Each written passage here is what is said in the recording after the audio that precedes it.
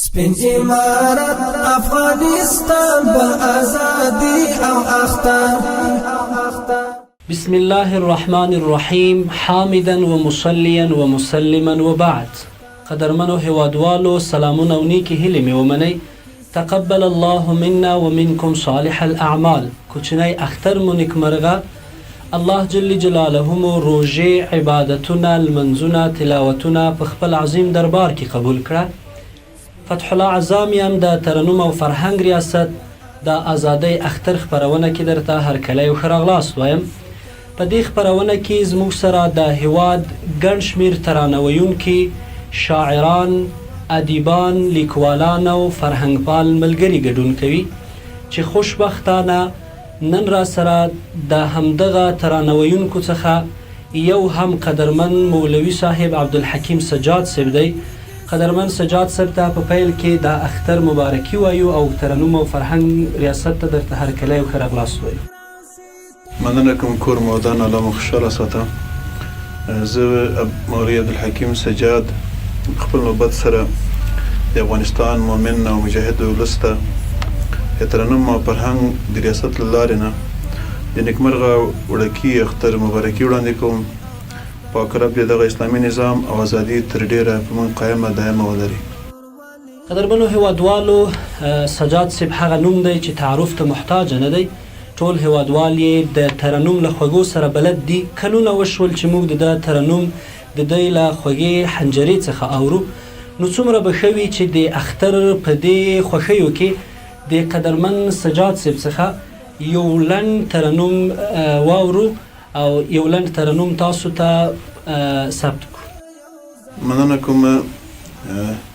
له ما سره خو داسې یوه نوې ترانه نشته، خو د ملګرو په غوښتنه به زه یوه مخکینۍ زړه ترانه به وړاندې کوم. څومره به ښه وي دا دې وکړي چې د مینهوالو تنده پرې ماته شي او خوښه یې شي. ورځ د اختر کې د ساتلي سنګرونه واشنا سلامونه واشنا. ورځ د اختر کې د ساتلي سنګرونه واشنا سلامونه واشنا.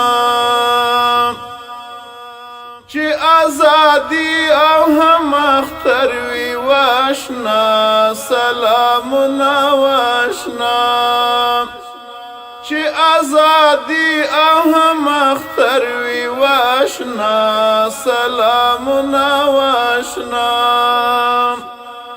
داسې اختر په اخترو کې خوند کوي نه واشنا سلامونه واشنا. ورځ د اختر کې د ساتلي سنګرونه واشنا سلامونه واشنا سلامونه واشنا. واه قدرمنو هیوادوالو رب جل جلاله دې د سجاد صاحب د ترنم خواږه لا پسې زیات شي. دا حنجره دې تر ډیره د افغانانو د زړونو زنګونه لرې که. هغه خبرې چې په عادي بیان کې پرې خولې سوځي ترنم یې د زړونو تل ته کوزوي. نو قدرمن سجاد صاحب ترنم او فرهنګ ریاست ته درته بیا هم هرکلی او ښه راغلاست وایو او ډیره ډیره مننه چې زموږ سره مو په دې خپرونه کې برخه واخیست.